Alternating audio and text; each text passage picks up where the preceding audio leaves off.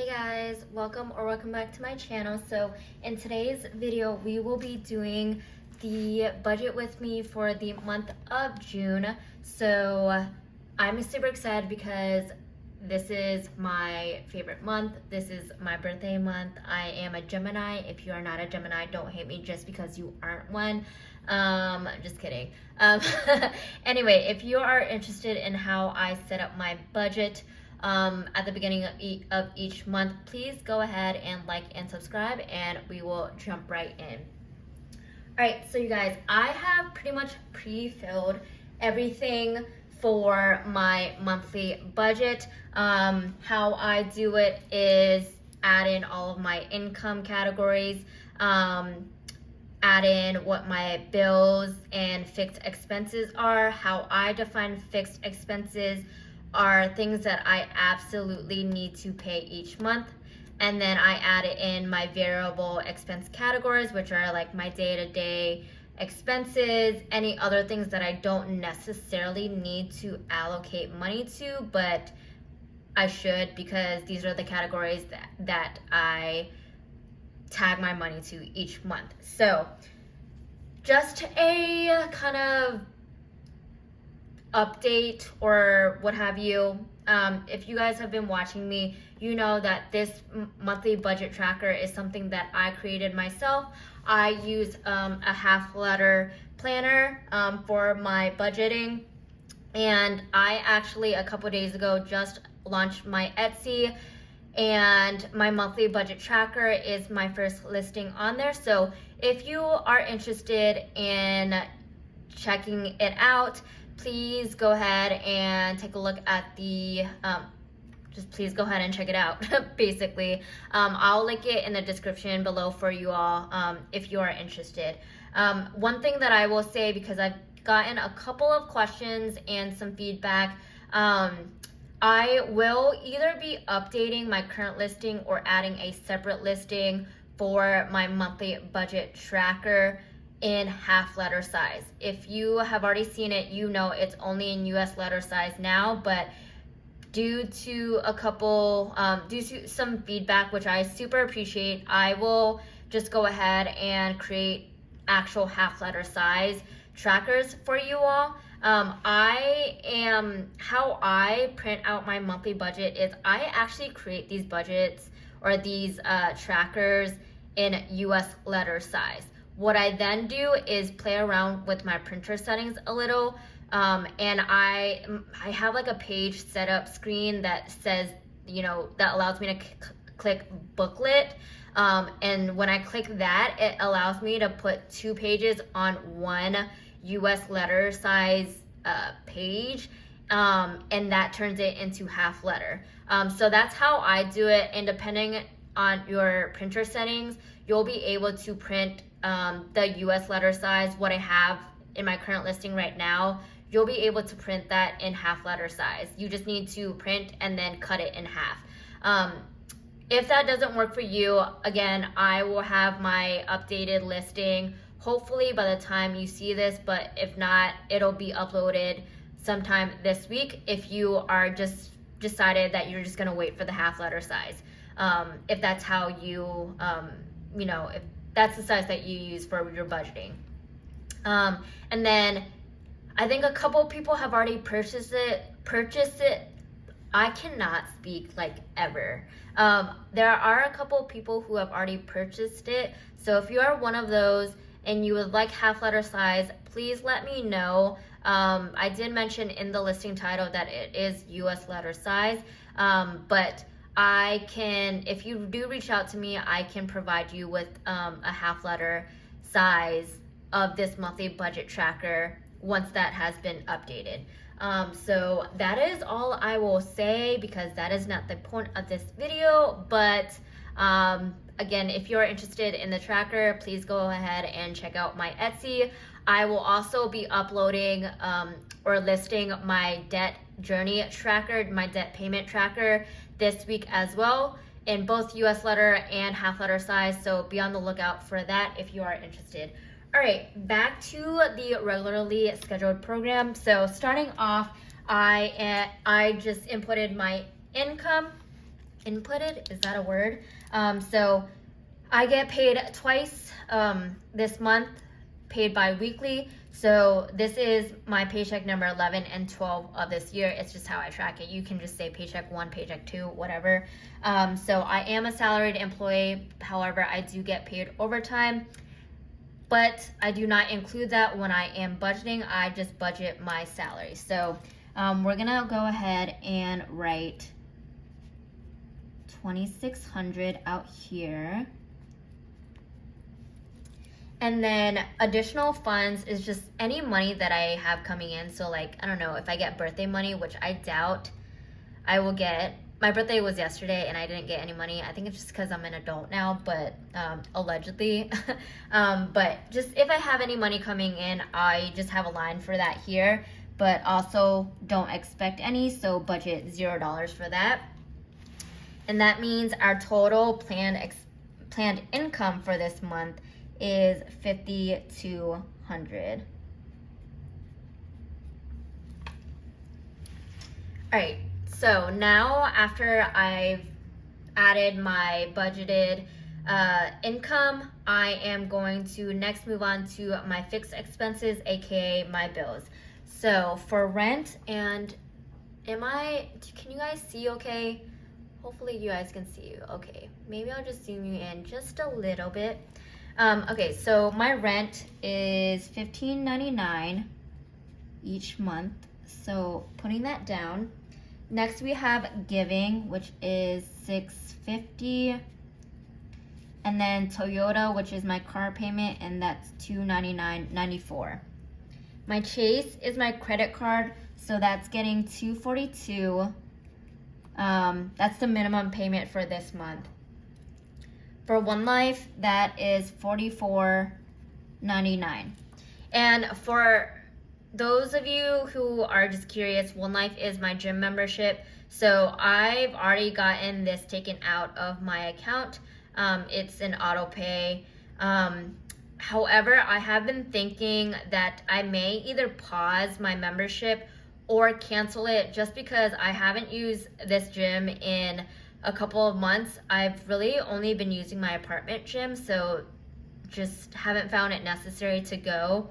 But I say that because our monthly budget isn't something that is always going to be static.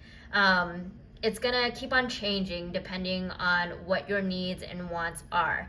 Now, the thing with budgets is, I know people kind of take budgeting the wrong way sometimes, in that like there's a negative connotation toward it, because people just assume like, oh, budgeting means that you literally cannot do anything with your life. That is not the reason for budgets. You are able to have, you are allowed to have wants included with your needs. But I do say that you should definitely be reviewing your budget on a month-to-month at least, or just kind of taking a periodic look at your categories and seeing like the things that you don't need anymore. So like if you are like me and you have something that you pay every single month, and especially when it's auto pay and you kind of forget about it, but if it's something that you don't need, that's something that you should probably take a look at and say, can I cancel it? Especially with, a lot of things being so expensive now, we want to kind of like tighten up our budget as much as we can. So that's kind of my take to it, where I've taken a look at my categories and figured out like what are the things that like I like absolutely should be removing from my list. And this is one of them. So yeah, just kind of wanted to throw that out there and offer like any like advice or any tips once you guys do your own budgets. So that's that. Spotify is $9.99, and Spotify is not a need. Like I don't need to listen to music, right? But that's something that I want in my life, that brings me happiness when I can, listen to music in the shower or when I'm working out, just because it's not a need doesn't mean you just need to remove it from your list. All right, so Xfinity is $59.99. That is my internet Verizon is going to be $149.04 this month, and Verizon is my family mobile phone plan, whatever you call it. So I've just chosen to pay that for me, and my parents.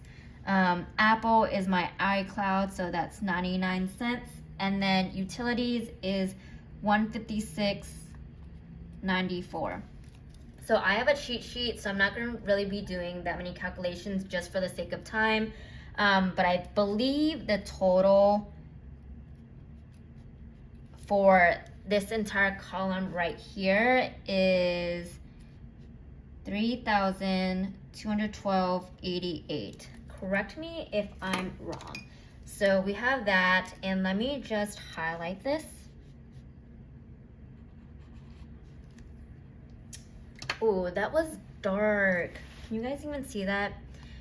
Okay, so that's what we have for fixed expenses total. Let's actually check out how much we do have remaining. Because I kind of do my budget a little bit weird. After I put in my my bills or take out from my bills, I automatically put a certain amount just to my savings. So we're looking at 5,200 minus what is it? 3212.88. So we have 1987.12 remaining, and what I'm gonna do is I'm just gonna take, just to kind of clean up the numbers a bit, I'm gonna take 157.12 and just automatically add that to my savings. So we have 157.12 right here. Okay, so 1830 is what we have left to work with. Next, I'm gonna go into my my cash envelope categories. These are the categories that I carry with me in my wallet on a daily basis. So starting off, Boba is $40. And if you don't know what boba is, it's literally just tea with tapioca pearls in it. It's really good. If you haven't tried it, you should try it. Church is getting $40 as well. Allowance, I'm upping allowance to $150 this month, just because it's my birthday month. Date night is getting $100. Dining is getting $150, also upping it because it is my birthday month and I just want to treat myself, you know. Gas, I am upping gas, so it is now $100 a month, and then groceries is going to be $160. So then we have transportation, and I like to budget for transportation, although it's not a cash envelope category because I just use my card to pay. But this is for like Ubers or street parking. I am basically in the city, so everywhere you go, there's not many parking lots, so you're gonna have to use street parking or garage parking, and you're just gonna have to pay. So I budget $60 for this, and then obviously for unbudgeted, I'm sticking with $0. Okay, so next we have sinking funds, and sinking funds I always put the same amount, or I don't always, but like the consistent amount that I've been putting is $680. So let's just actually go ahead and subtract all of this from the remaining amount that I do have and see how much we have left to put to our debt avalanche. So 1830 minus 40. So we have $350 that we are able to make an extra payment to our Chase credit card. So that is pretty much it. So basically my expenses should total up to $5,402.88. That was definitely not the way you should say this amount, because that was completely wrong how I said it. But at the end of it, income minus expenses minus savings, you guys can't even see, income minus expenses minus savings should equal $0. So that is how I do my monthly budget. Yeah, hopefully that makes sense to you guys. I know I jump around a lot when it comes to like, oh, what do I, where do I put my money next? That is just gonna be up to you. You have to prioritize which categories, which categories that you need to kind of put your money to. So I obviously prioritize my bills first. I like to prioritize my savings as well, just so that I have cushion in my account, just as my emergency fund. I always like to put a certain amount there, and then I move on to my day-to-day expenses, my sinking funds, obviously, and then at the end of it all, how much do I have left to, as extra payment to put to any debt that I have. So that is just my approach to how I do my budget, and hopefully that helps you. But that is pretty much it for my June budget. If you guys enjoy, please go ahead and like, comment, and subscribe. I definitely love the engagement. I love talking to you all as always. And yeah, thank you so much, and I will see you all in the next one. Bye.